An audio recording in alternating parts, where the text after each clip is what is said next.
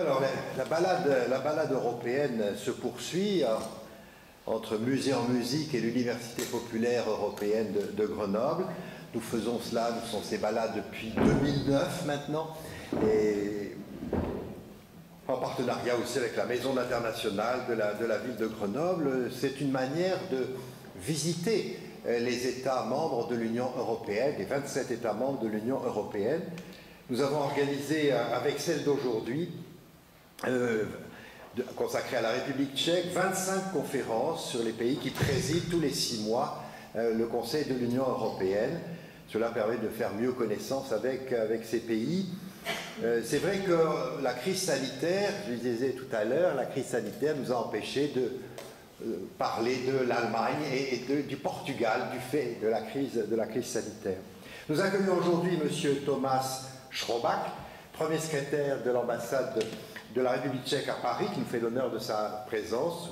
On vous remercie d'être venu vers nous pour évoquer le programme de la présidence tchèque du Conseil de l'Union. C'est aussi, et regardez cette photo, elle arrive parfaitement au moment où je parle, c'est aussi le 6 octobre que la première réunion de la communauté politique européenne s'est déroulée à Prague avec 44 États membres, plus l'Union européenne aussi qui était bien sûr représentée. C'est un événement politique en soi tout à fait important pour l'Europe. Donc depuis le 1er août jusqu'au 31 décembre, la République tchèque assume la responsabilité de cette présidence. Après la présidence française et avant la présidence suédoise, il y a toujours un trio de présidents du Conseil de l'Union qui travaillent ensemble. Et le programme de la présidence tchèque, c'est intéressant à rappeler, mais vous le savez nettement mieux que moi, bien évidemment. Ce programme reprend la formule qui avait été employée par Václav Havel lorsqu'il avait reçu le prix Charlemagne. Et il avait reçu le prix Charlemagne et il avait parlé de l'Europe comme mission. Et le titre du programme de la présidence tchèque, c'est l'Europe comme mission. Et je crois que c'est tout à fait important. Mais je laisse la parole, bien évidemment, aux représentants de la République tchèque. Merci, Monsieur le Président. Merci pour cet accueil chaleureux. Je vais vous parler en quelques mots sur les priorités de la présidence tchèque qui se déroule maintenant. Après mon discours, qui ne sera pas extrêmement long, j'espère, je vous invite le plus cordialement de me poser des questions qui ne regardent pas uniquement les priorités ou la présidence tchèque de l'Union européenne, mais je vous invite à me poser des questions aussi concernant mon pays, la République tchèque, parce que je sais que je parle à un public cultivé qui sait beaucoup de choses sur mon pays. Alors je ne vais pas vous fatiguer par vous raconter les banalités, mais je me ferai un grand plaisir de vous répondre à vos questions, bien sûr si mon savoir le permet. Alors, je reprends les mots de Monsieur le Président sur la devise de notre présidence, c'est l'Europe comme mission, l'expression de Václav Havel. Naturellement, la langue tchèque permet aussi une interprétation différente. Václav Havel a dit l'Europe comme devoir. Mais on a, parce que devoir c'est associé avec l'école, avec les devoirs à faire signer par les parents.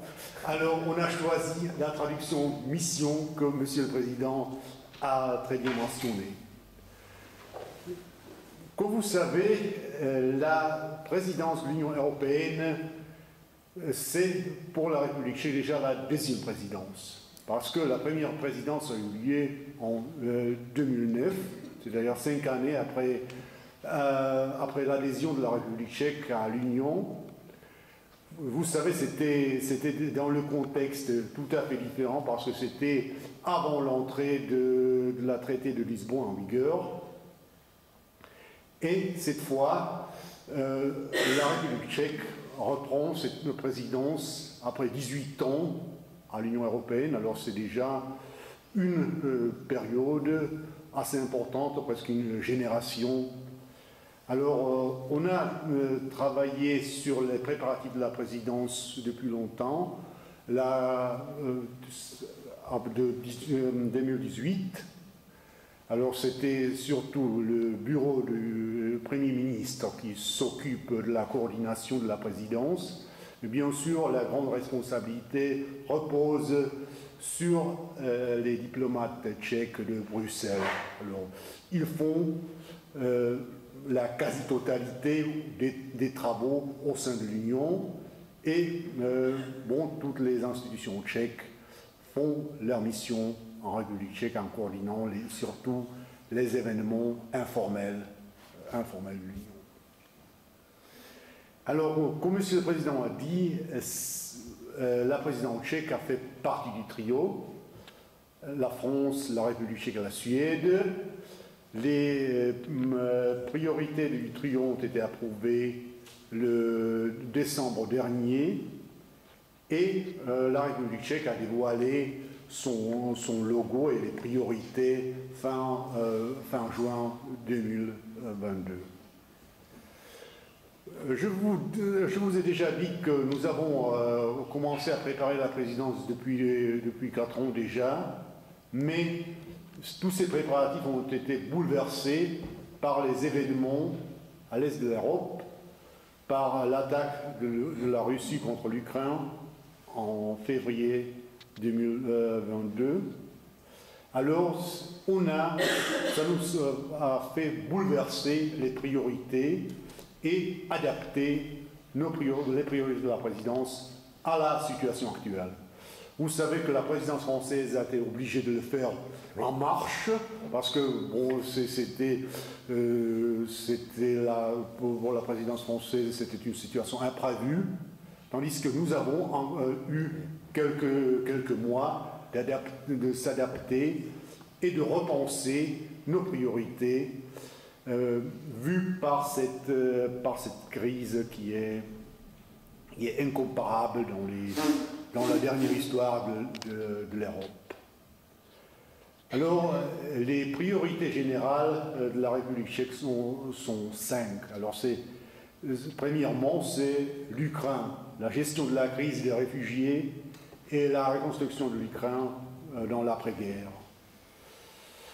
La deuxième priorité, c'est la sécurité énergétique qui est liée avec les événements des derniers mois. La troisième priorité, c'est le renforcement des capacités de défense de l'Europe et de la sécurité du cyberespace. La quatrième, c'est la résilience stratégique de l'économie européenne. Et finalement, la cinquième, la résilience des institutions démocratiques.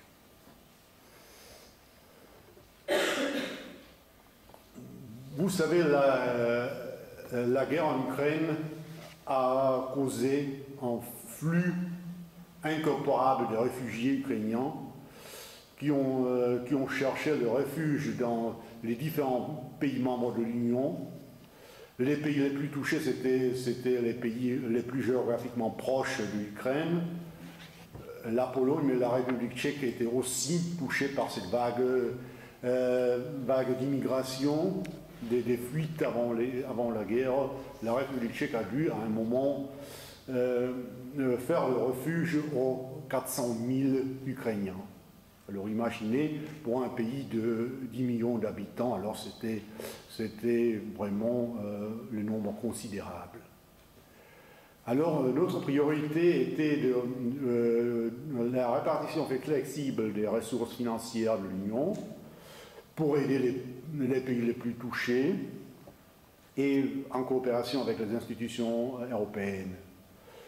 Puis aider les personnes les plus vulnérables, c'est-à-dire, vous savez que dans la vague des réfugiés, ce sont surtout les femmes et les enfants.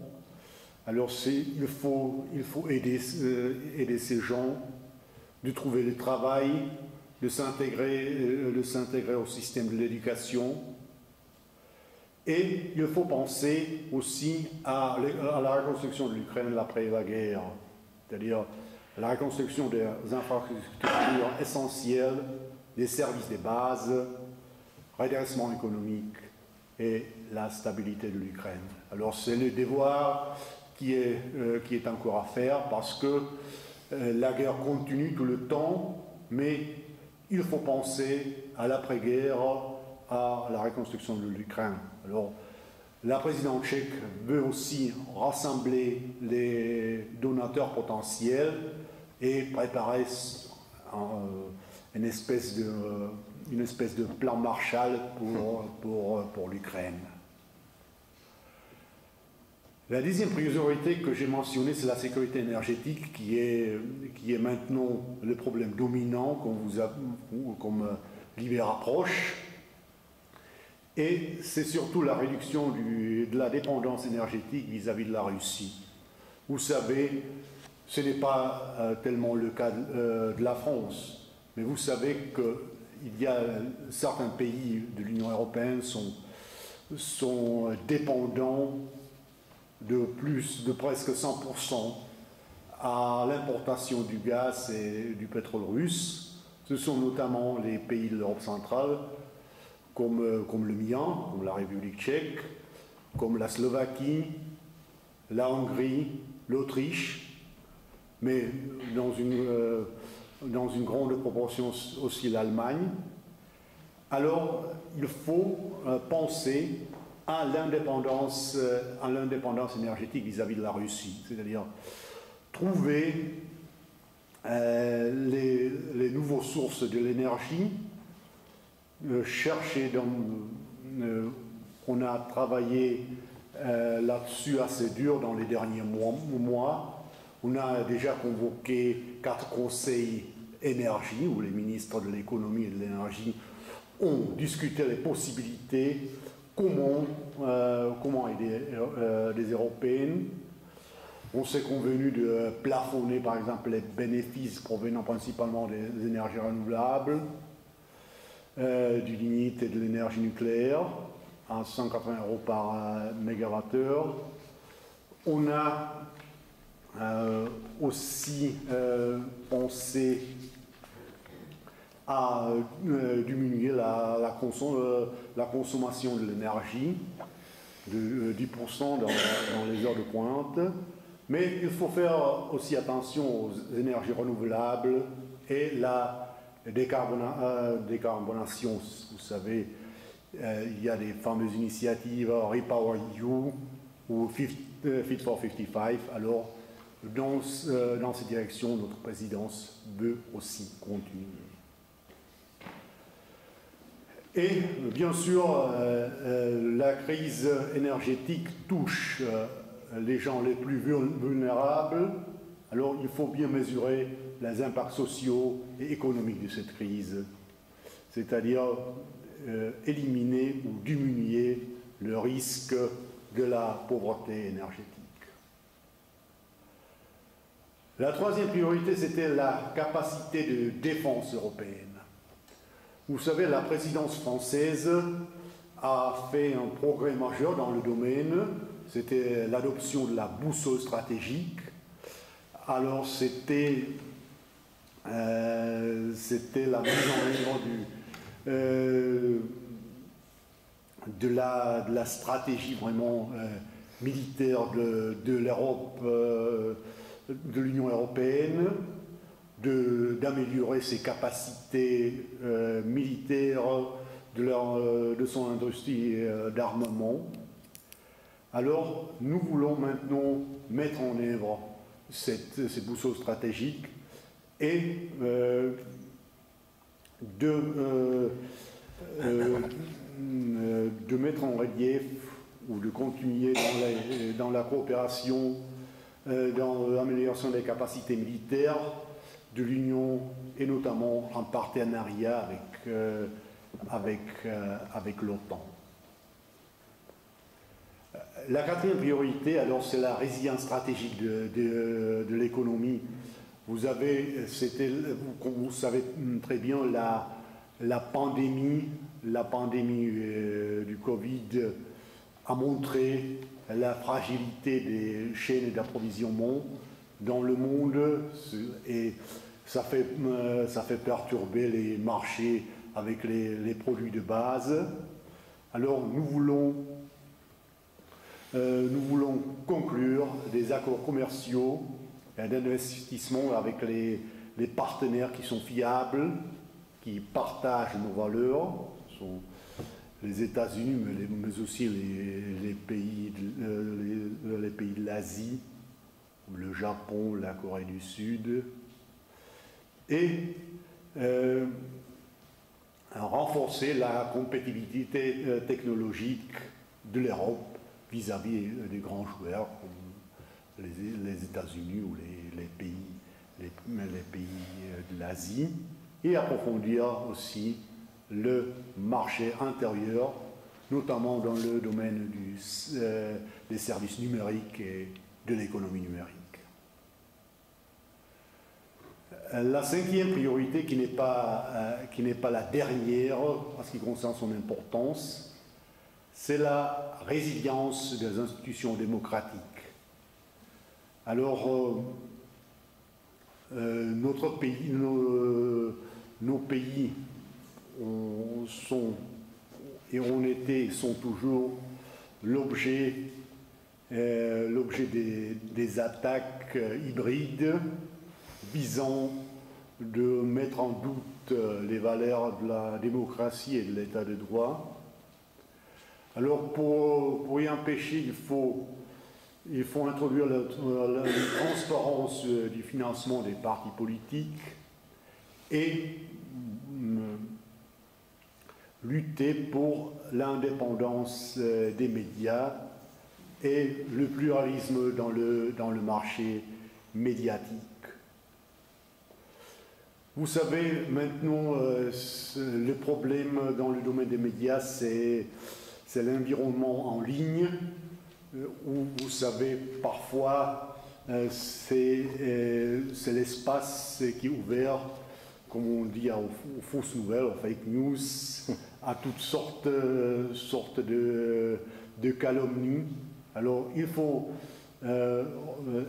mettre dans cet espace en ligne les normes juridiques et éthiques qui prévalent dans le domaine, dans l'environnement hors ligne, dans les médias traditionnels, on pourrait dire.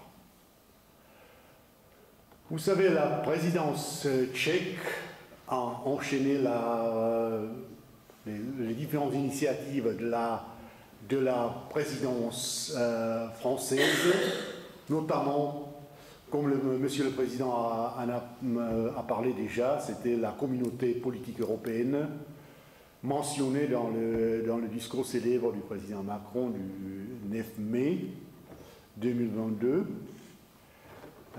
Alors, cet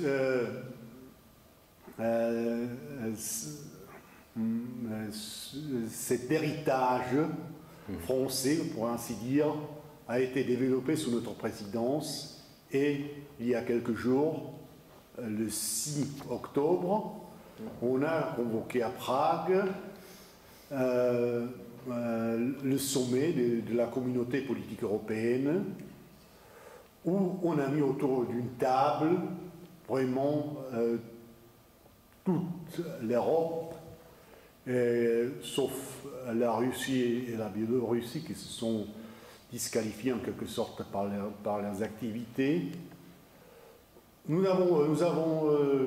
C'était un grand succès parce qu'on a réussi à mettre autour d'une table des pays membres de l'Union européenne, les pays candidats de l'Union, c'est-à-dire l'Ukraine, la Moldavie, la Géorgie, mais aussi les pays des Balkans occidentaux qui attendent déjà longtemps à leur adhésion, et aussi les pays qui ne sont pas prêts à l'adhésion immédiate, comme l'Arménie, l'Azerbaïdjan, ou les pays qui ne veulent pas devenir dans l'avenir pays membres de l'Union, comme la Grande-Bretagne qui nous a abandonnés il y a quelque temps, l'Islande, la Suisse. Alors, c'était l'occasion de se parler autour d'une table sur les problèmes qui nous touchent tous, notamment les problèmes de la guerre, de la paix, de la coopération militaire, de la coopération économique et énergétique. Ce qui était très important, c'était les négociations qui se sont déroulées en marge de ce sommet, notamment des pays comme l'Arménie, l'Azerbaïdjan, la Turquie, qui se sont mis autour d'une table pour discuter les problèmes qui provoquent les tensions entre ces pays. Alors, je pense que ce dialogue a été lancé et on va voir qu'est-ce que cela va donner dans l'avenir. Mais cette aventure, si vous voulez, de la communauté politique européenne a été lancée à Prague, comme vous avez vu dans les locaux superbes du château de Prague. Alors, j'espère que ça va se dérouler sous les bons auspices. Et cela, ça va continuer. Bien sûr, parce que nous voulons l'Europe est toujours à construire, toujours à élargir. Bien sûr, notre présidence veut, par exemple, que le statut du pays candidat sera attribué à la Bosnie-Herzégovine, que la libéralisation de visa sera attribuée avec le temps au Kosovo, et bien sûr pour que notre famille européenne grandisse et se développe. Alors, je m'arrête là pour ne pas abuser davantage de votre patience et je suis prêt à répondre à vos questions. Merci beaucoup de cette introduction sur la présidence du Conseil de l'Union par la République tchèque. Moi, j'aimerais que vous poursuiviez un petit peu sur justement la communauté politique européenne. Est-ce que vous pensez que c'est quelque chose qui est suffisamment compris, connu? Oui, c'est une initiative française, un peu ancienne d'ailleurs, du président Macron, qui a confirmé cela le 9 mai au Parlement européen.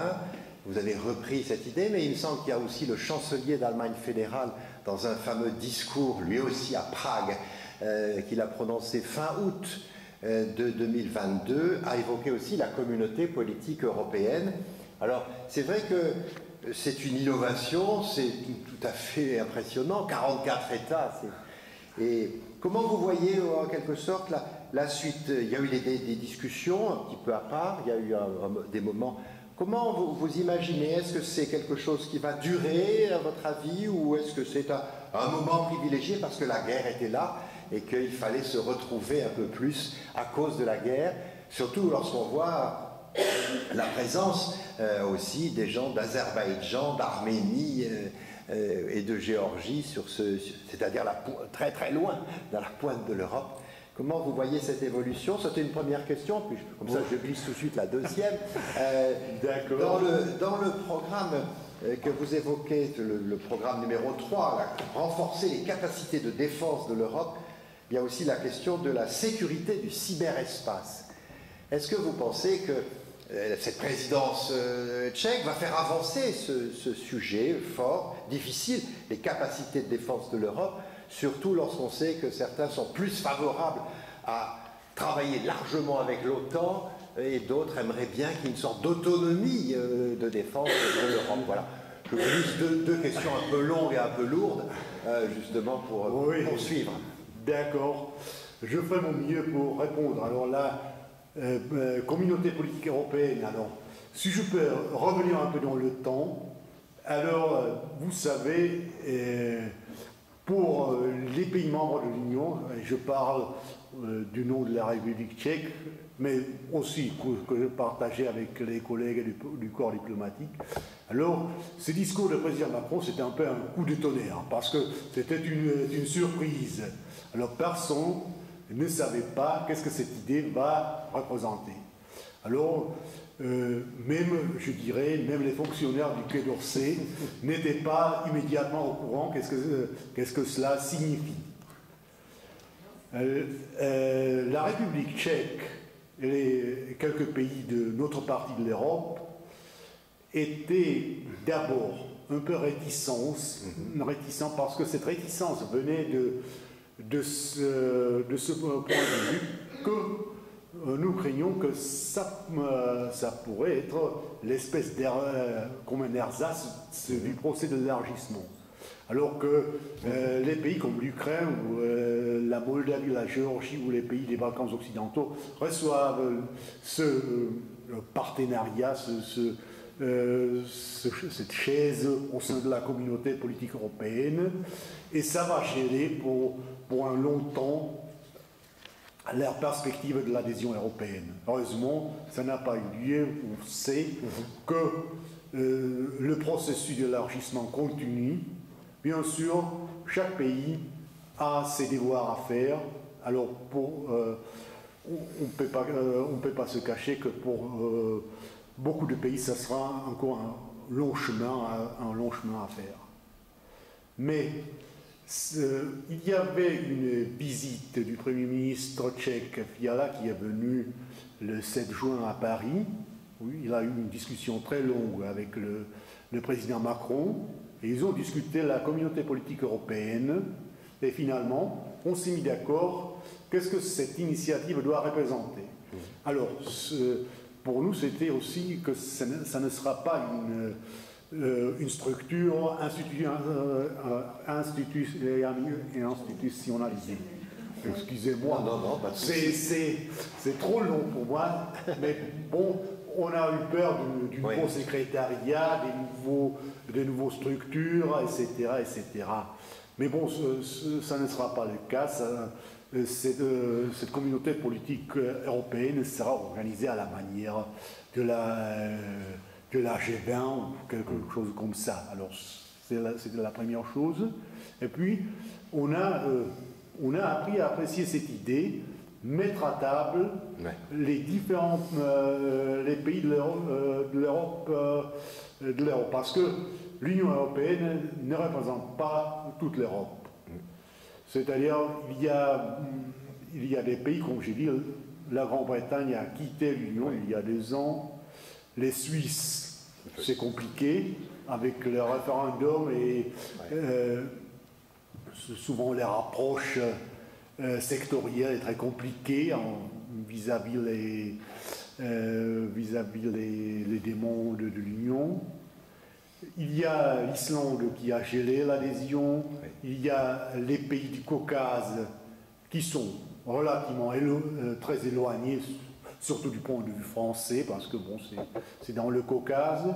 Mais quand même, il faut avoir ces pays à bord, de communiquer avec eux, de savoir ce qu'ils désirent, ce qu'ils veulent faire.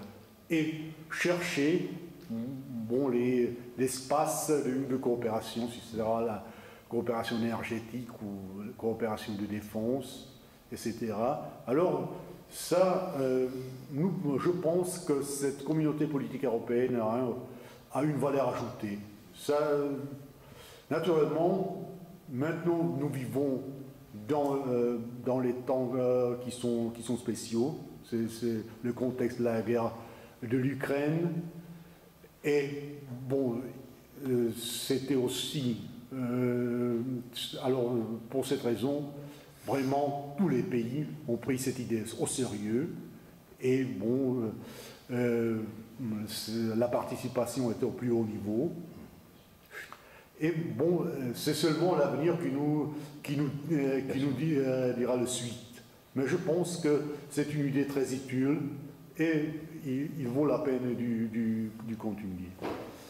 Le cyberespace, alors vous savez, comme Monsieur le Président l'a mentionné très bien, alors cyberespace, c'est maintenant c'est le champ de guerre. Ce n'est pas uniquement les chars et les bombardements, mais la guerre se poursuit.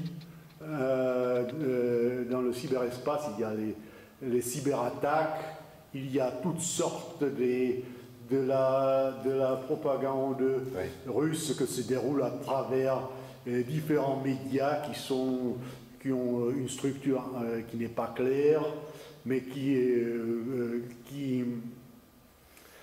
propage le point de vue russe de la guerre, de leur rhétorique de guerre. Alors, la sécurité de cyberespace est très, très importante et nous voulons y porter l'attention parce que nous avons une institution qui s'appelle NUKIP et qui gère, qui s'occupe de la politique de sécurité dans le cyberespace et qui a un bon savoir-faire. Alors, cette institution veut s'occuper de ce problème, de coopérer, et non seulement au sein de l'Union, mais aussi avec les pays partenaires qui partagent nos valeurs. Merci. Allez, les questions. Une question sur la culture. Quel type de politique culturelle est privilégiée par votre pays? La politique culturelle. Oui. Alors, la politique culturelle, je dirais que la politique culturelle tchèque, alors c'est difficile d'y parler en France, parce que peu de pays ont une politique culturelle si sophistiquée comme la France, qui a, avec si beaucoup de ressources qui utilisent pour la politique culturelle. La République tchèque, c'est-à-dire s'occupe d'abord, c'est la préservation des monuments de la culture, parce que notre pays est extrêmement riche quant aux monuments. Voilà. Ils sont derrière. Vous pouvez voir derrière la concentration des châteaux forts, des palais et extrêmement dense, mais on doit penser à la culture vivante, au théâtre, à l'art contemporain. Alors c'est toujours les artistes tchèques ont souvent l'impression que l'État ne fait pas assez pour eux. C'est-à-dire, c'est toujours une tension entre les exigences justifiées des artistes qui veulent développer leur art et leur position économique a été gravement laminée par la crise du coronavirus et par les contraintes budgétaires. Alors, c'est la politique culturelle est toujours à faire, à se construire. Et je pense que pour beaucoup de Tchèques, c'est, comme j'ai d'abord dit, c'est la préservation du patrimoine. Mais il faut se rendre compte que la culture est quelque chose de vivant et qu'il faut s'occuper aussi de cela. Qu'il faut faire des occasions aux jeunes artistes qui sont susceptibles de faire un bon renommé à notre pays. Alors justement, dans la politique culturelle en France, vous dites que c'est une politique importante et développée.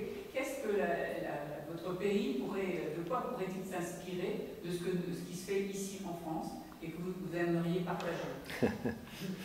Je dirais, c'est-à-dire, pour être franc avec vous, alors pour la France, le ministère de la Culture et de la Communication, comment ça s'appelle ce ministère, alors c'est toujours un ministère de poids.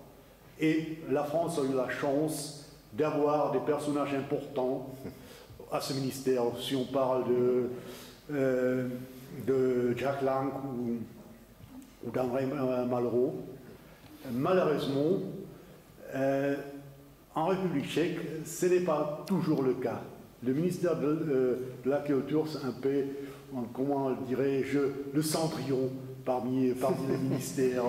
Alors, il n'est pas suffisamment, à mon avis, subventionné par le budget de l'État. Alors, il faut se rendre compte que la culture est importante, que ce n'est pas, comment dirais-je, c'est-à-dire après 1989, on a eu parfois l'impression que l'économie est principale et bon, la culture c'est un peu le crème sur le gâteau. Bon, ça n'a pas une importance égale. Mais il faut... la France vous inspire? Je dirais ça, oui. Et c'était la culture qui a fait enfin renaître au XIXe siècle notre nation, en tant que nation européenne moderne. Alors, il faut peut-être retourner aux racines et de donner à la culture sa véritable place. Monsieur, un peu fort pour qu'on entende votre question. Quelle est la position de la République tchèque par rapport... Oui. Oui, quelle est la position de la République tchèque actuellement par rapport au groupe Visegrad? Au Visegrad. Des attitudes assez variées par rapport à l'Europe et l'Ukraine. Oui. Alors vous savez, le groupe de Visegrad a été fondé en 1991 dans un climat qui était tout à fait différent, c'est-à-dire le but du groupe Visegrad, qui n'est pas un groupe, c'est un groupe qui n'est pas institutionnalisé, il n'y a pas un secrétariat du groupe Visegrad, il y a seulement le fonds Visegrad pour subventionner les projets qui unissent ces 4 pays, la République tchèque, la Slovaquie, la Pologne et la Hongrie. Mais, comme vous avez très bien mentionné, la crise actuelle en Ukraine a profondément divisé le groupe Visegrad. La politique de la Hongrie, qui se démarque ouvertement de la politique du reste du groupe, empêche en grande partie de fonctionner à ce groupe Visegrad dans le domaine politique. Parce que bon, il y a très difficile de trouver un langage commun sur les événements en Ukraine entre nous et la Pologne. Ce qui a entre la République tchèque, la Pologne, la Slovaquie d'un côté et la Hongrie de l'autre. Ce qui a fait aussi une rupture assez importante dans la relation entre la Pologne et la Hongrie, qui était à certaines époques très intime. La République tchèque n'abandonne pas le projet de Visegrad, alors ça continue parce que bon, on cherche à trouver les possibilités ou les thèmes qui peuvent nous unir, qui sont à vrai dire minces à présent, mais la République tchèque veut utiliser aussi les autres plateformes de la coopération régionale. Vous avez peut-être entendu parler du format d'Austerlitz, c'est-à-dire à Austerlitz, à Slavkov, comme on dit en tchèque. C'est l'initiative régionale qui unit la République tchèque, la Slovaquie et l'Autriche, et qui maintenant fonctionne très bien, et on arrive à trouver les thèmes communs. Par exemple, en Ukraine, il y a quelques mois, une visite s'est déroulée dans ce format. Alors le ministre des Affaires étrangères tchèque, slovaque et autrichien. Alors nous ne voulons pas abandonner une fois pour jamais le groupe Visegrad, bien sûr, parce que ça a quand même une tradition, mais nous voulons donner la chance aux formats régionaux qui ont une certaine perspective. Et c'est le format, comme nous disons, le format de Starlitz ou de Starlitz. Merci. Oui, bonjour. Comme tout le monde ne le sait pas toujours en France, la République tchèque est un pays industriel, fortement industriel, avec une grosse industrie métallurgique à Pilsen notamment, et puis l'industrie derrière, dans le nord du pays. Et ce sont autant d'industries qui consomment beaucoup d'énergie et de gaz en particulier. Et je voudrais savoir si cette industrie n'est pas menacée, comme c'est le cas en Allemagne, par la raréfaction et le renchérissement du gaz qui commence à mettre, pour ce que je connais, l'industrie allemande assez en danger. C'est un aspect des choses. Oui. Cette menace sur l'industrie. Vous avez parfaitement raison. Alors, la tradition industrielle tchèque est assez forte. Mais dans le dernier temps, j'ajouterai la République tchèque a été surnommée Autoland parce que c'était la production des voitures, notamment, vous connaissez les voitures Skoda, qui font partie du groupe Volkswagen, qui se produisent à Mladá Boleslav. Puis, l'usine Toyota, Peugeot, Citroën à Kolín. Alors là, c'est aussi l'industrie automobile qui a été aussi touchée déjà touchée par la pandémie du coronavirus et par l'absence surtout des semi-conducteurs exportés de l'Asie. Mais vous avez raison que les verreries et l'industrie dépendent fortement du gaz qui est dans notre pays à 100% pratiquement le gaz russe. Par rapport aux pays comme la Slovaquie, nous avons fait dans les années 90 en interconnexion, un gazoduc entre la République tchèque et l'Allemagne, mais c'était dans le dernier temps toujours le gaz russe qui coulait dans cet oléoduc. Alors, l'augmentation des prix du gaz, c'est vraiment le cauchemar pour l'industrie tchèque, pour l'industrie de verrerie. Vous avez pu noter dans le dernier temps qu'il y a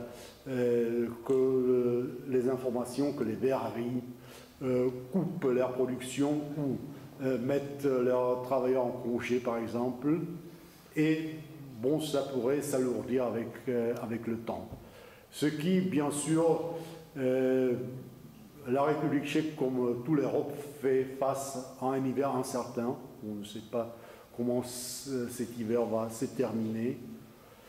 J'ajouterai, ce n'est pas seulement l'augmentation du prix du gaz, mais c'est aussi la vie chère, l'inflation qui se fait sentir aussi en France, mais dans les pays de l'Europe centrale, c'est le problème beaucoup plus grave. C'est l'inflation de 20% en Hongrie, de 18% en République tchèque. En Pologne, ça dépasse 17%. Et dans les pays baltes, la situation n'est pas meilleure. Alors ce sont vraiment les problèmes qui nous attendent. Et bon,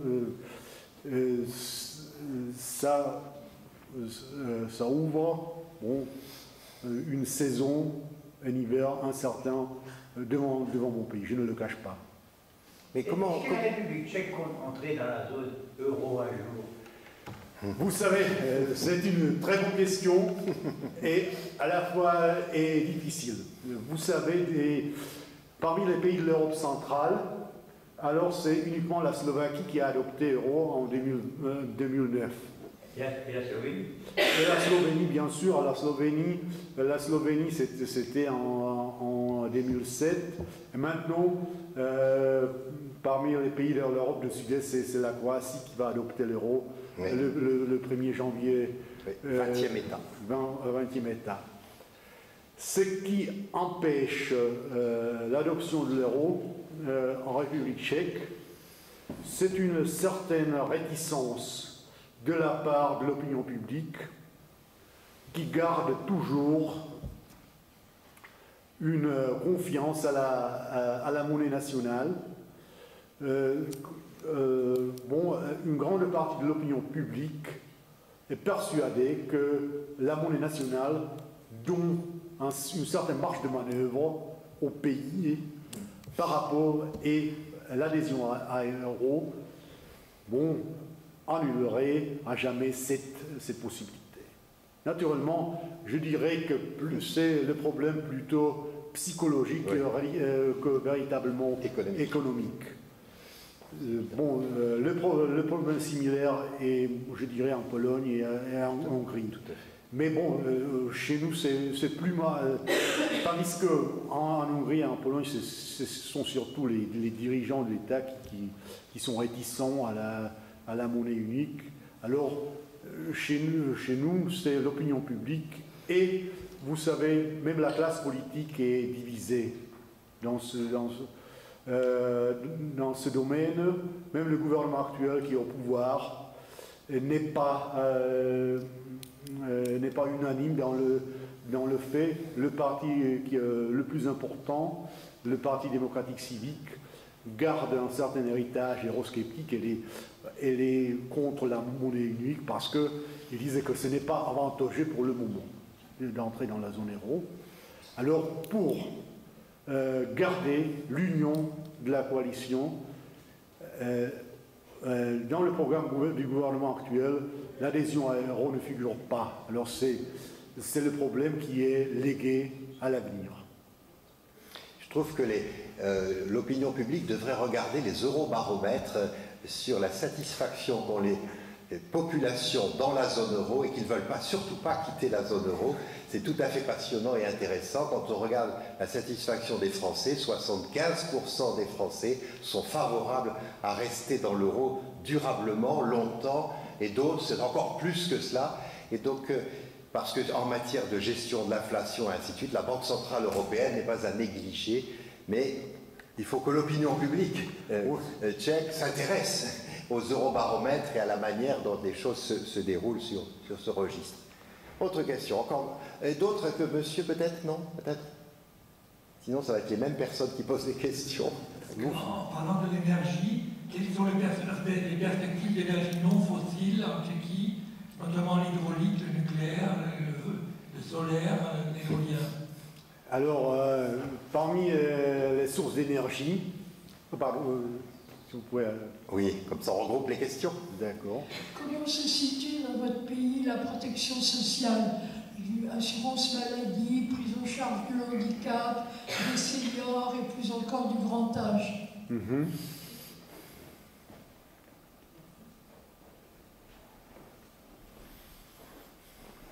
Alors, je commencerai par l'énergie. Alors, vous savez, le problème de l'énergie, alors, la République tchèque n'est pas un pays idéal pour certaines énergies renouvelables, par exemple pour éolien ou pour l'énergie solaire. Alors, notre pays se fie à l'énergie nucléaire. Alors, vous savez, en République tchèque, il y a des centrales nucléaires. Une se trouve à Dukovany, c'est à la frontière entre la Bohême et la Moravie, et l'autre est Temelín, qui se trouve en Bohême du Sud. Alors, maintenant, pour parvenir aux fins du Fit for 55, comme on dit en français, alors pour maintenir notre indépendance énergétique et la viabilité de notre marché énergétique, le mix énergétique, alors nous avons besoin de l'énergie nucléaire. Pour cette raison, dans ce cas, nous sommes dans le même club que la France. Par exemple, vous savez, le président Macron s'est reconverti dans l'amateur de l'énergie nucléaire. Alors, les Tchèques, généralement, ont été toujours les partisans de l'énergie nucléaire. Et l'opinion publique est favorable. Et l'opinion publique est favorable. D'accord. Majoritairement, très majoritairement favorable à l'énergie nucléaire. Là, c'est ce qui nous oppose à nos voisins autrichiens, qui, par exemple, ils sont décidément contre l'énergie nucléaire dans les années 90, bon, l'opinion publique autrichienne a fait la pression à son gouvernement pour faire la pression tchèque, d'empêcher la construction de la centrale nucléaire de Temelín. Maintenant, nous voulons élargir la centrale nucléaire de Dukovany, qui est la plus ancienne. Et bon, il y a trois entreprises qui sont en compétition pour gagner ce contrat. Alors, ce sont les Français, les Coréens du Sud et Westinghouse, la maison américano-canadienne. Alors là, nous pensons toujours à l'élargissement de l'énergie nucléaire. Nous sommes persuadés que uniquement l'énergie nucléaire, dans ce moment, peut nous aider à se débarrasser des sources d'énergie fossile, de l'exploitation du charbon. Mais comme vous savez peut-être, par exemple, l'exploitation du charbon est en République tchèque, qui était jadis très important, qui était au cœur de la révolution industrielle du 19e siècle, et encore sous le régime communiste avait son importance, a pratiquement diminué. Il y a des mines en Silésie, en Moravie du Nord, qui fonctionnent encore. Alors, le charbon est importé des autres pays, de Pologne ou de l'Ukraine, etc. La question concernant la protection des seniors et la politique sociale de la République tchèque, alors je pourrais dire que dans les 30 dernières années, la République tchèque a fait un grand progrès dans ce domaine, c'est-à-dire même la libéralisation du marché n'a pas provoqué la diminution ou la fin de la gratuité du système social et sanitaire. L'aide médicale est majoritairement gratuite, et ce qui est positif, l'âge moyen d'espérance de vie a augmenté dans les 30 dernières années. Avant la fin du régime communiste, c'était environ 74 ans. Maintenant, c'est chez les hommes, maintenant c'est 78 ans, et chez les femmes, c'est même 81 ans. Alors ça montre quand même que le système social est assez robuste, efficace. De temps en temps, on parle que c'est trop cher, qu'il faut diminuer les gaspillages, etc., que c'est trop lourd pour le budget d'État. Mais généralement, ce système social se maintient, et bon, je pourrais dire, il y a toujours des choses à améliorer, mais il est aux citoyens de la République tchèque de mener une existence digne, même au troisième âge, disons. Et c'est bon, je dirais que même si on compare le système d'aide médicale et sociale avec les anciens pays de l'Union, avec quelques anciens pays de l'Union européenne, alors la République tchèque a un système social assez robuste et bon, ouvert aux citoyens. Puisqu'on est dans ces questions, qu'en est-il de la démographie en République tchèque? Est-ce que vous augmentez votre population ou est-ce qu'elle est en train de diminuer? Bon, après. Oui, c'est la natalité en République tchèque. Alors, la natalité en République tchèque diminue, même si la baisse n'est pas si forte, parce que c'était surtout dans le dernier décennie. Alors c'était les soi-disant enfants de Houssac, c'était la génération née dans les années 70, qu'on appelle ainsi parce que Gustave Houssac était à cette époque dirigeant du Parti communiste. Et au début des années 70, on a augmenté l'aide aux familles, ce qui a causé un deuxième baby-boom en Tchécoslovaquie après le temps de l'après-guerre. Alors, c'était vraiment une population forte née autour de l'an 1974. Alors, cette génération a eu les enfants plus tard que leurs parents, c'est-à-dire entre 35 et 40 ans. Alors, ça a empêché la baisse de la population, et aussi, je ne cache pas, c'est aussi l'immigration, parce que la République tchèque est le pays convoité pour l'immigration, surtout de l'Europe orientale. Il y a, comme j'ai mentionné, il y a une grande communauté ukrainienne qui ne date pas de cette guerre, mais la communauté ukrainienne était très forte en République tchèque, même avant, et des autres pays comme la Biélorussie, venus des Balkans aussi.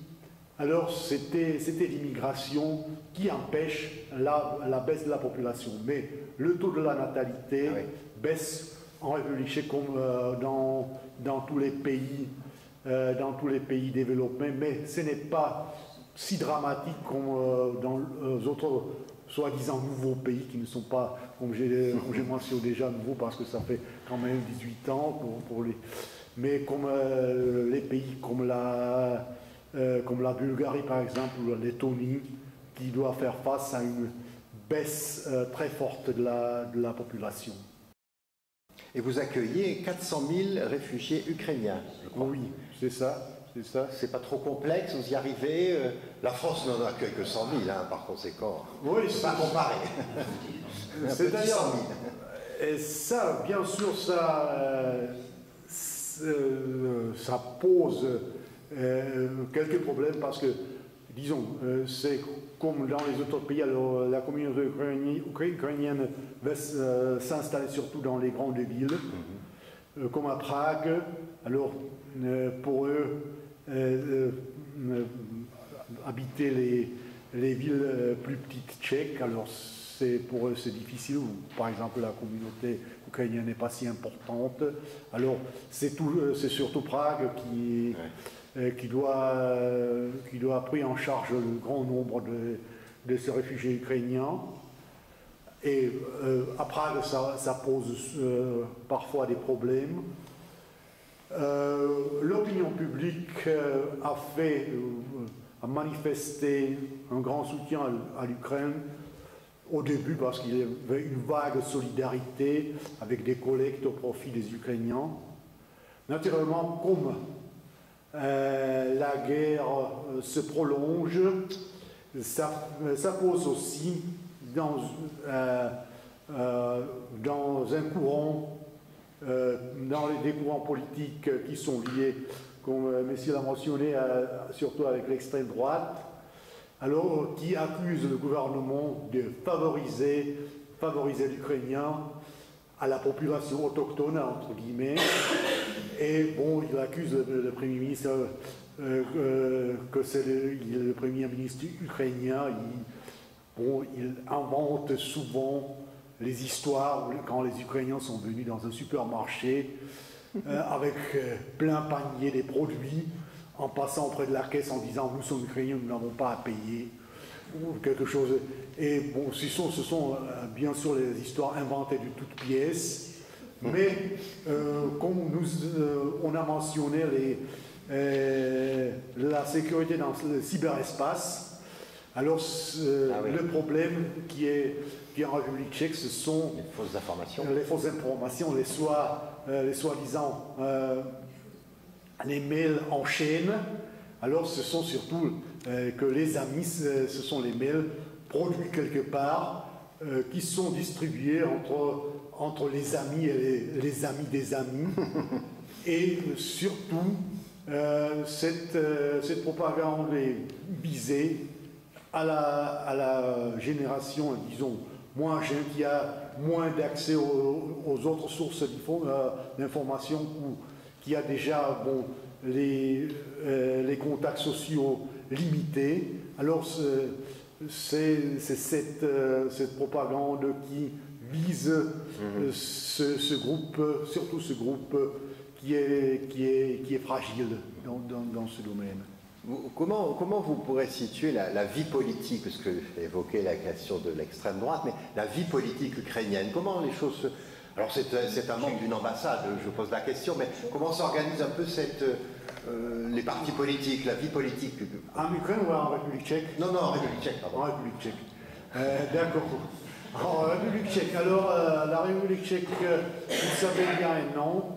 La République tchèque a connu des élections, les élections qui ont brouillé les cartes, disons, de la scène politique.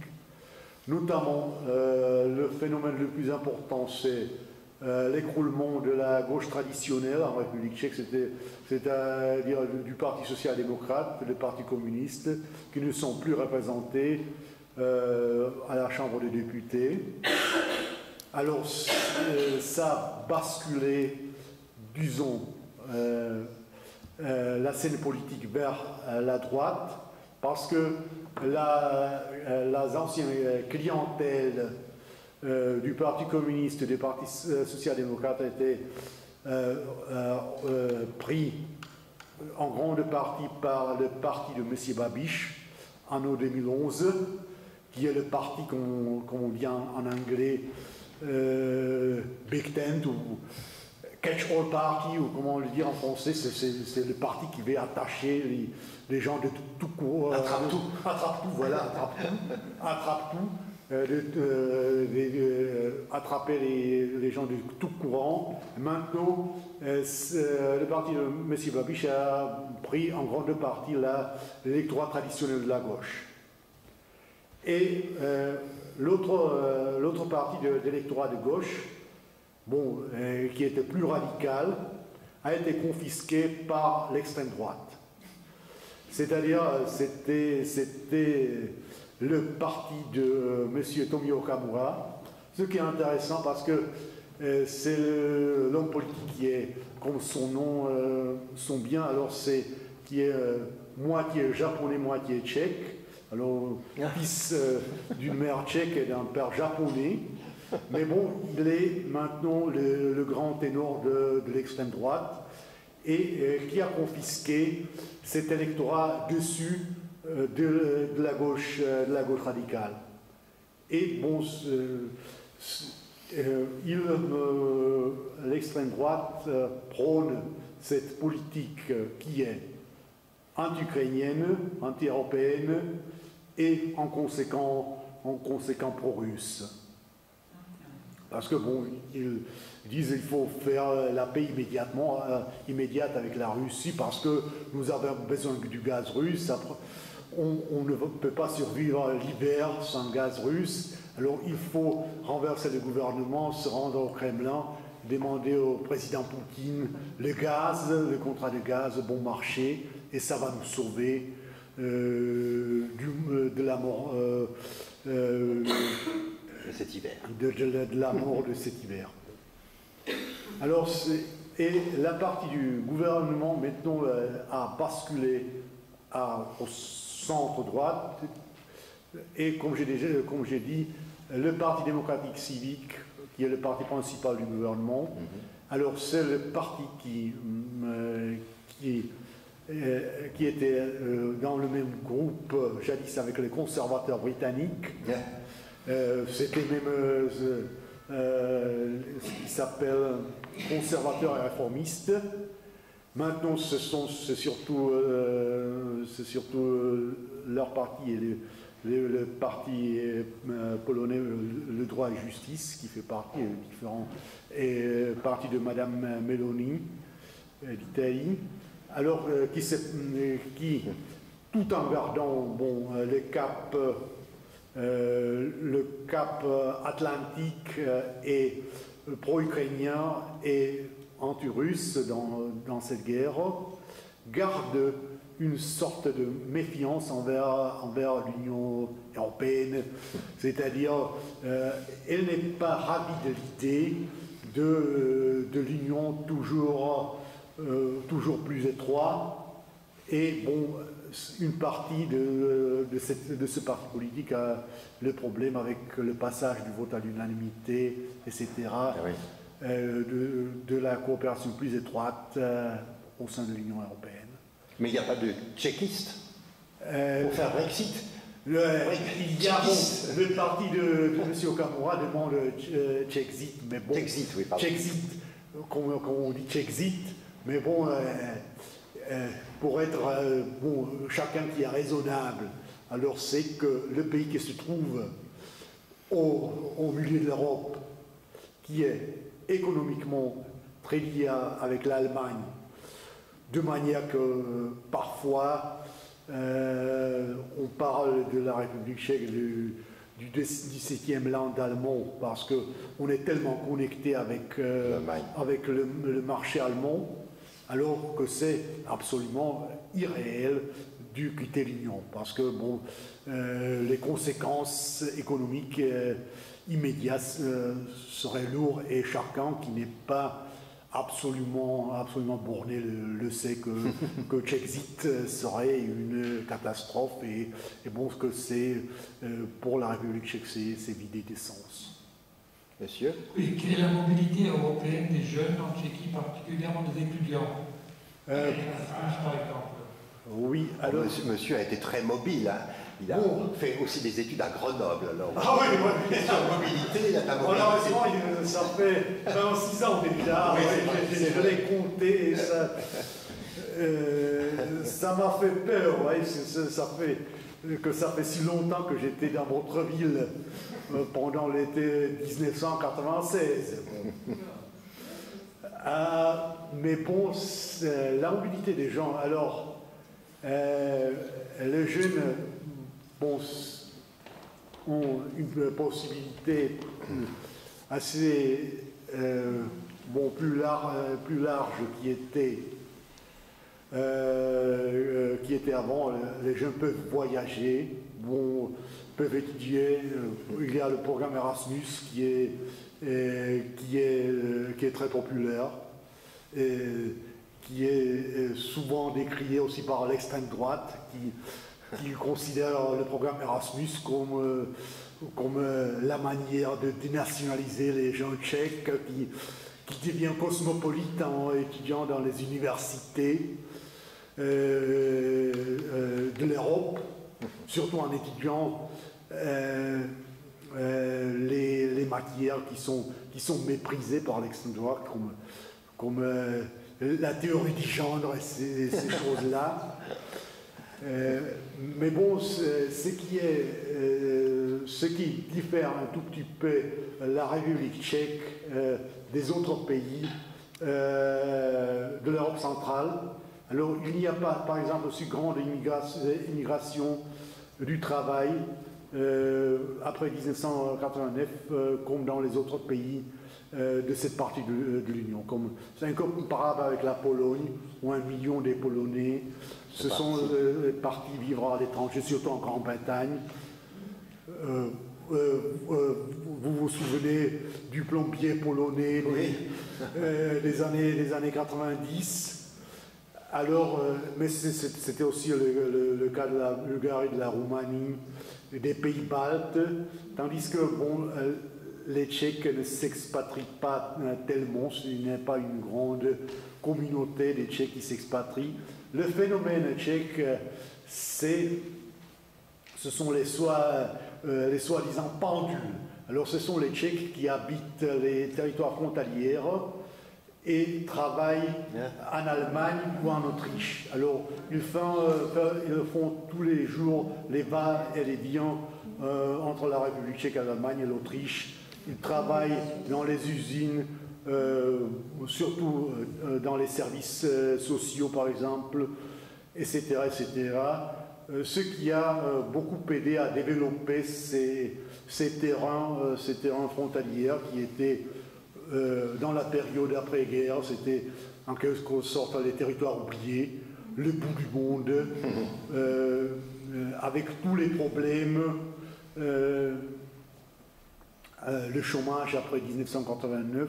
Alors, pour ces régions, les frontières ouvertes, et l'Europe, ce n'est pas une théorie, alors c'est la vie quotidienne, parce que bon, c'est grâce à l'Union, ils peuvent gagner leur vie et de vivre correctement. Quand vous évoquez la résilience des institutions démocratiques, et quand on voit que notamment la Hongrie, l'état de droit ne semble pas tellement préoccupé d'état de droit, de respect des institutions démocratiques, qu'est-ce que veut dire résilience des institutions démocratiques? C'est-à-dire,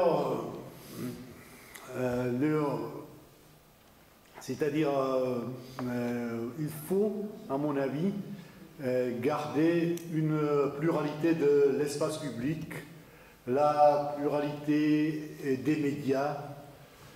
En République tchèque, nous avons l'avantage que, après 1989, la télévision et la radio, qui étaient bien sûr sous le régime communiste, la télévision et la radio d'État, où le directeur a été nommé par le gouvernement,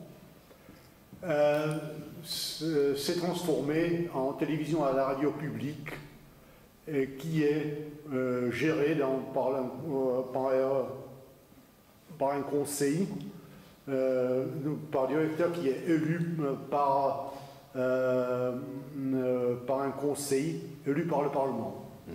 Alors il y a le conseil pour les médias et puis les soi-disant petits conseils pour la télévision et la radio et pour l'agence de presse tchèque. Alors là, il y a toujours la pluralité qui a été maintenue. Il y a tous les courants publics qui sont représentés. Alors le directeur n'est pas de la télévision, n'est pas dépendant immédiatement du gouvernement.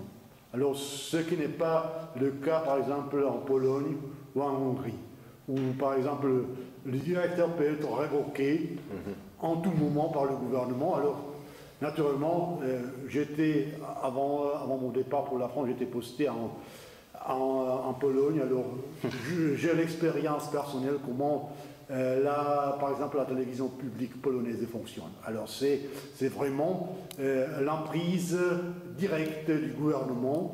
Alors, c'est toujours, après le changement des partis au gouvernement, c'est le changement immédiat du directeur et qui entraîne le changement des les collaborateurs à la télé. Les rédacteurs sont remplacés par ceux qui pensent à la même manière. Alors pour nous en République tchèque, on a réussi à maintenir une indépendance des médias du service public qui ont une respectabilité, même s'ils sont critiqués souvent par l'extrême droite, qui exige cette proportion, comme on dit parfois, 5 minutes juifs et 5 minutes Hitler, comme on dit, c'est-à-dire ils sont persuadés que leur point de vue est sous-représenté aux médias du service public, mais généralement les médias sont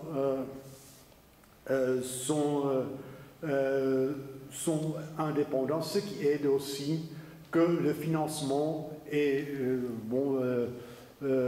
par les gens qui ont la concession de la télévision. Chacun qui a en République tchèque qui possède l'appareil de la télévision et de la radio doit payer une certaine somme à la télévision d'État et à la télévision publique et la télévision et la radio publique.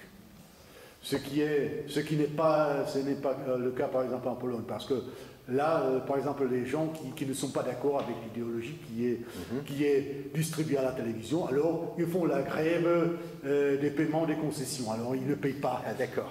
Alors, par exemple, 80% des Polonais ne paient pas ces devoirs envers la télévision publique. Alors, la télévision est dépendante du budget d'État, tandis qu'en République tchèque, la télévision publique a ses ressources à lui, ce qui lui permet de mener une existence décente et garder ainsi son indépendance. La Hongrie devrait vous copier en matière de liberté de l'audiovisuel.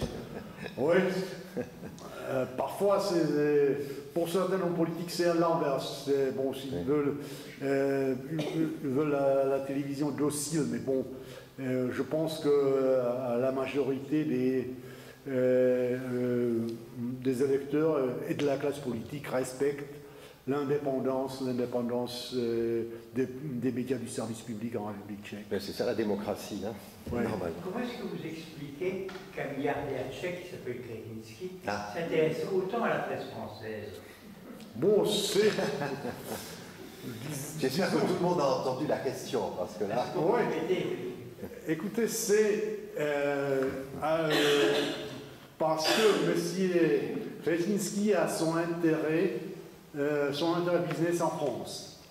Alors, en achetant Le Monde, ou une partie des actions du Monde, qui est le journal le plus respectable de France, elle se donne automatiquement aussi une partie de respectabilité.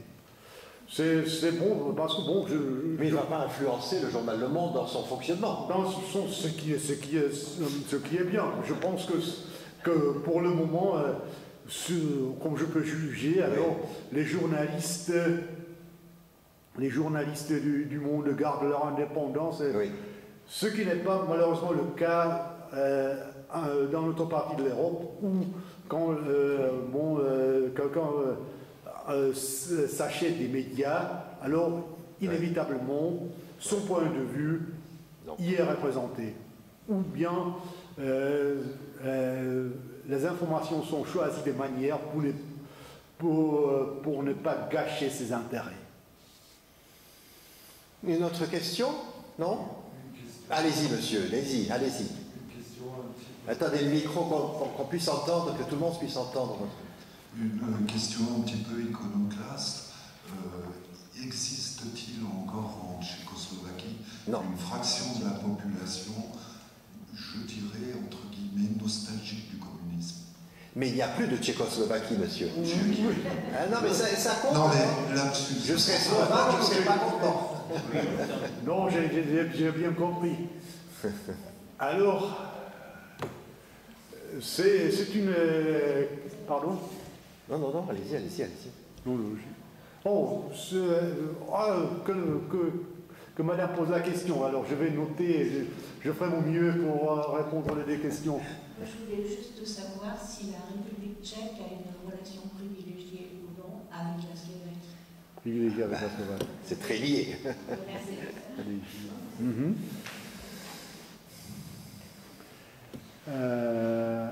Alors, la nostalgie du communisme. Alors, c'est-à-dire, c'est une question qui est complexe, parce que la nostalgie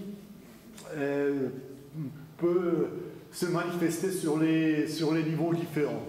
Alors, il y a bien sûr les gens qui ont la nostalgie pour le régime ancien. Alors, c'était les gens qui avaient une position privilégiée sous ce régime, qui l'ont perdu en importance après 1989. Et bien sûr, ces gens sont nostalgiques, et même s'ils sont s'ils ont trouvé une place assez digne dans la vie tchèque après 1989. Il éprouve une certaine nostalgie. C'était surtout la nostalgie de la main forte, de l'état fort, de l'ordre, de ce qu'on appelle la sécurité sociale, bon, bien sûr parce que de l'État tout-puissant. Cette nostalgie existe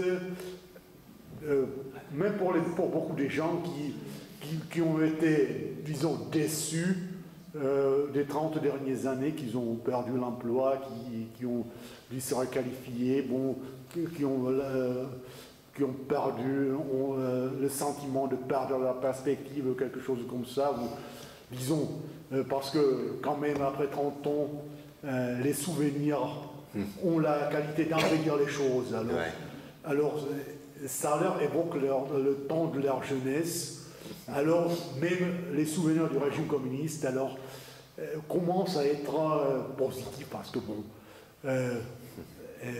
les gens étaient plus proches, comme on dit, sous le régime communiste. Il y avait moins de rivalité, la vie était plus calme. Bon, les jeunes étaient plus polis, les vieillards plus respectés, etc. etc. La police et les tribunaux étaient plus sévères à l'encontre des criminels, etc., etc. Ça existe et ça se manifeste toujours par une quête de la main forte. Alors c'est toujours cette partie de l'opinion publique, même si ça se ne manifeste plus dans le vote pour le Parti communiste qui va disparaître bientôt parce que le Parti communiste n'a pas réussi à attirer les jeunes. Alors c'est le parti politique où l'âge moyen des membres est 76 ans.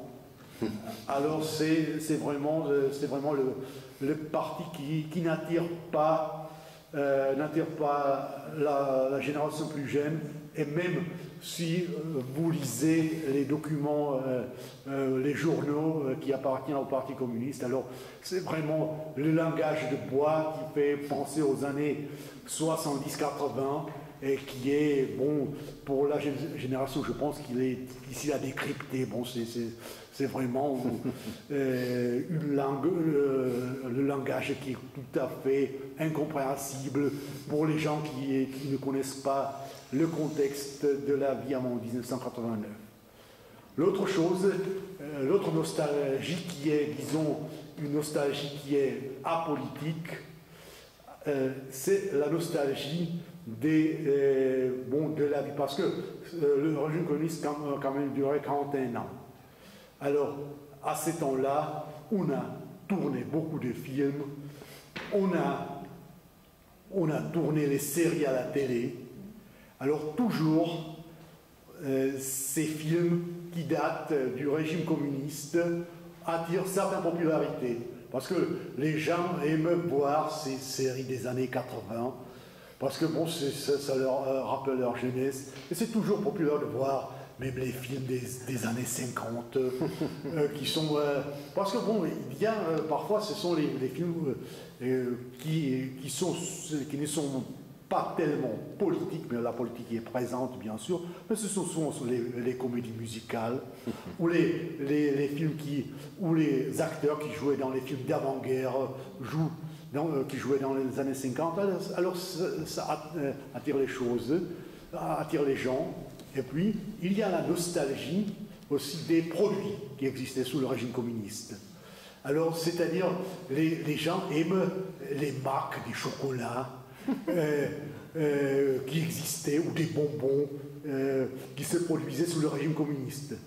Alors, par exemple, même si cette usine est déjà propriété du Nestlé, par exemple, de la maison Nestlé, alors on produit toujours les chocolats qui ressemblent à ceux qui se produisaient sous le régime communiste. Parce que quand même ça attire une certaine nostalgie. Parce que pour beaucoup de gens, ce sont les saveurs, les plaisirs de la jeunesse. Alors cette nostalgie du communisme ou des années du communisme, pour être plus strict, existe dans certaines manières jusqu'à présent. C'est une sorte de nostalgie apolitique, mais qui existe toujours. Et sur la relation avec la Slovaquie, la dernière question, et après nous allons arrêter. Non, c'est bien. Avec la Slovaquie, alors, je pourrais dire que ce sont comme vous avez mentionné, ce sont les relations privilégiées. Relations privilégiées avec la Slovaquie. Parce que même après la séparation entre les deux pays, les relations entre la Slovaquie et la République tchèque demeurent très étroites parce qu'on a partagé l'existence dans le même État sauf la période de la Deuxième Guerre mondiale, alors ça fait plus de 70 ans. Et il y a des raisons qui sont... il y a des liens familiaux entre les Tchèques et les Slovaques.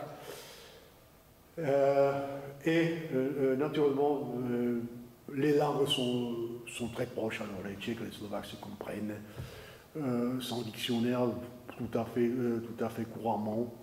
Après la séparation en 1992, alors il y avait la peur que dans 20 ans, les Tchèques et les Slovaques ne vont plus se comprendre, alors que les langues vont se séparer pour finir par être incompréhensibles l'un de l'autre. Mais bon, j'ai une preuve que ce n'est pas le cas, parce qu'il y a dans les télévisions privées, alors qui n'ont pas aucune ambition politique, alors il y a les compétitions télévisées comme la Tchéquie a le talent ou la Slovaquie a le talent. Au lieu de le faire, on a fait la Tchécoslovaquie a le talent. Alors c'est le jury mixte des acteurs tchèques et des Slovaques ou des célébrités tchèques et slovaques. Alors, et les compétiteurs sont tchèques et slovaques. Alors ça fonctionne parce que ça peut élargir aux télévisions privées de la République tchèque et de la Slovaquie, faire un marché plus large de 15 millions d'habitants. Alors ça fonctionne toujours. Comme les langues sont très proches, alors les Tchèques et les Slovaques peuvent regarder ces télévisions sans obstacle, ça ne pose aucun problème. Sur le plan politique, alors c'est toujours ça, ça fonctionne bien toujours quand un nouveau Premier ministre en République tchèque ou en Slovaquie est nommé en ce poste, par exemple. Alors la première visite se déroule en Slovaquie ou à la République tchèque. Et pour les ministres, c'est aussi le cas pour les présidents. Alors, malgré ces séparations qui semblaient dramatiques au début des années 90, alors maintenant, ces relations entre la République tchèque et la Slovaquie sont sans problème, et surtout, ce qui est le plus important, dans le domaine humain, dans les contacts entre les gens. Merci beaucoup, monsieur Rombach.